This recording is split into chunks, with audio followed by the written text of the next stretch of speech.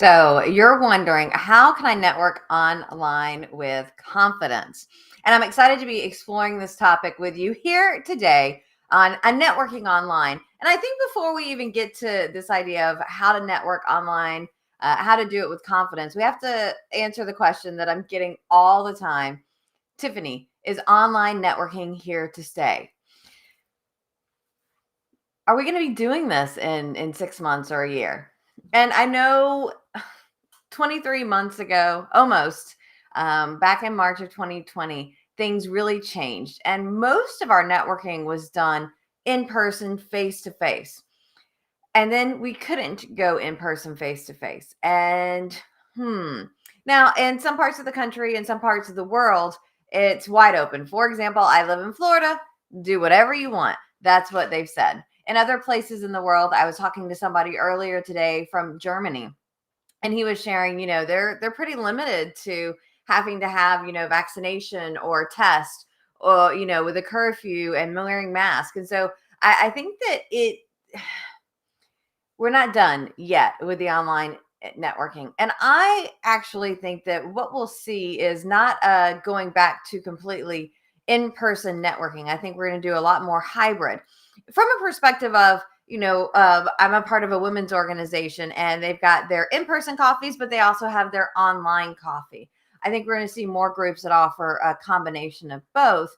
And I know personally, because I network from across the globe, it's not limited just to the Tampa Bay area. I actually like the opportunity now that everybody's on Zoom. I actually got on Zoom. I was checking it out back in 2020 when I was looking at my subscription, and I started Zoom using it as a user in 2017. So I've been on it a while, but what I think has happened now is more people are used to Zoom, and we're using that to make things happen. So yes, I think online networking is going to be here to stay.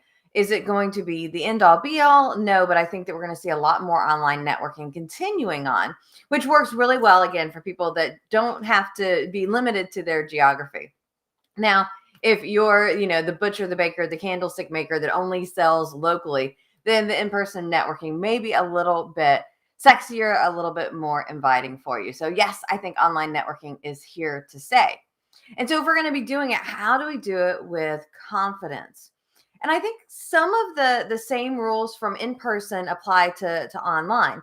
And often people will say, Tiffany, what's the difference in person and online? And I'm like, well, one's in person, one's online. It's a very similar thing. What are the best ways to network online and offline coincide? Number one thing I think we want to do is set a goal. That's actually networking nugget number 3 from the 4.5 networking mistakes. It talks all about how to network. The book is written in the intention of in-person networking, though when we have a revision, we'll work on the online networking to go with it as well. But you want to set a goal. How many prospects are you looking to connect with? How many referral sources are you looking to meet? How many one-to-ones or coffee meetings do you want to set up?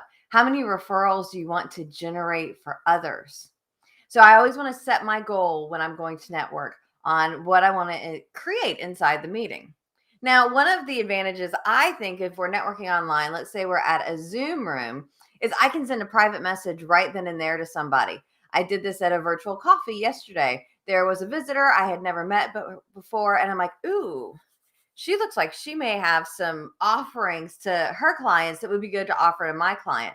So I sent her a private message and I said, hey, I would love to get together for coffee, virtual coffee, of course. And, here's my calendar link. And it was scheduled before we even left the meeting. And so for that way, I think it's a little bit easier. Now, when we're networking at an online function, I think typically there's 2 different ways that this can go. One, we've got 30 seconds, 60 seconds, a couple of minutes in front of the audience that we can share about what we do, or we can go into breakouts where it's a smaller group. And I think in either of those instances, similar things apply. Like, we want to be on camera. Like, like, if you go to a networking event and you're not going to show up on camera, like, what's the point of showing up? Like, I've got my Zoom set up where I can't even see you. Like, you don't show up as a box because I have a smaller screen. I want to see active people, so I hide the people without the cameras on. So I want to see you. So if your name's not showing up, your camera's not there. I'm just like, oh, what are they doing? Why are they so important that they couldn't be here as part of the networking event? So I want to see you on camera. We want to hear you. Ideally, don't have this a mess. I don't know about y'all, but if my house is a mess, then I feel like I'm a mess and I'm not going to be very confident. So you may want to make sure your background is clean. You've got some decent light. I've got my microphone here, so I'm pointing at my microphone. I just have a blue Yeti microphone, and then this is a soundproofing to hopefully help keep the echo down. Now, I'm not going to say that you need this setup for yourself if you're just at a networking event, because I'm doing videos all the time and I'm hosting events. I have that. I have a bright light in front of me that I can utilize. Now, my lighting in my office is pretty good because here's the light on. It's not that bad with the light off, but I like to be well lit from a lighting perspective. And that's a couple things to do to help with the internal confidence. I'm going to talk next about what to say, though. Those of you watching live, I would love to hear your thoughts. What is it that you do when you network online with confidence, as well as do you have any questions about this whole idea, this whole conversation that we're having? And just to let you know, if you're watching on Facebook, so Facebook, you have to go to, and I put it in the pop-up right here. So you go to chat.restream.io/FB. So it's there on the screen. So if you have a comment you want to do, if you go there first, it'll let me know who it is with the comment or the question for chat.restream.io/FB. That's where we're looking at. So questions and comments in the chat, please. So we want to have all of the stuff around us ready to go. Also, what do we want to say? Now, I have a longer video. You can go to YouTube and check it out. I believe it's what to say at a networking event. But 3 things that I usually choose from when I'm doing a networking event, because too often people start like rambling, blah, blah, blah, blah, give me 2-minute spill of your features, and nobody's listening to that. So one of 3 options is what you want to share. Option number 1, when I'm sharing, and this again could be in a larger group, smaller group, or one-on-one at my online networking, is my why, my story. I like to call that your emotionally charged connection. This is why you do what you do. And my story, typically is 3 to 4 minutes, but I've got what I call my Twitter version, my very short version that I can share at a networking event. The second thing that you could share would be the benefits of your products and services. Whoever called it features and benefits got it backwards, because it should be benefits then features. And so I think tell us about the benefits of your business. And then last of the options. Now, I wouldn't try and cram all 3 of these. I mean, if you had 5 minutes, you could, but I would probably pick one of the 3, not all 3. But probably my favorite is going to be testimonials. I think testimonials are amazing when I'm doing networking. Let me share a success that's been created for one of my clients. And you can wrap so many details into that success story.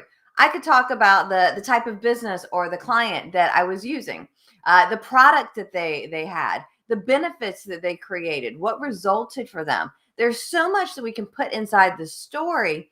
And stories are much more powerful than, let me give you this bullet of list. The saying, stories sell where facts just tell. We want the details, and people are much more likely to remember those details if you wrap them in a story.